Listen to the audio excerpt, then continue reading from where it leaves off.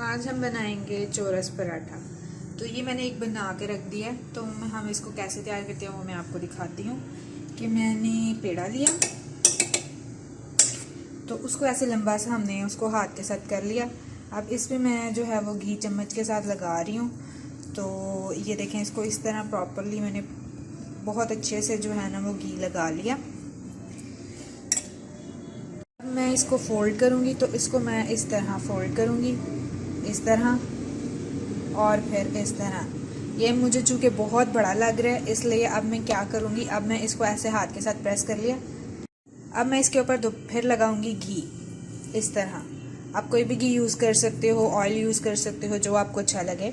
तो अब मैं इसको क्या करूँगी, इसको मैं बिल्कुल इस तरह प्रेस कर दूँगी और इसको अब मैं रेस्ट के लिए छोड़ दूँगी। आप 5 से 10 मिनट इसको रेस्ट के लिए छोड़ दें, फिर इसको बेलेंगे।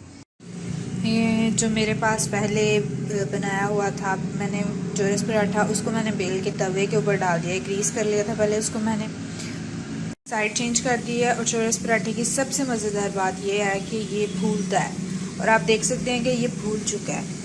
तो इसकी अब ये फुल रेडी करके, फुल तैयार करके फाइनली दिखाती हूँ कि ये कैसा नज़र आता है, कैसा दिखता है। क्रिस्पी भी है, नरम भी है, खस्ता भी है और बहुत ही मज़ेदार है। और इसको बनाएं और बताएं कि आपको ये कैसा लगा। अगर आपको अच्छा लगा तो कमेंट में ज़रूर बताएं।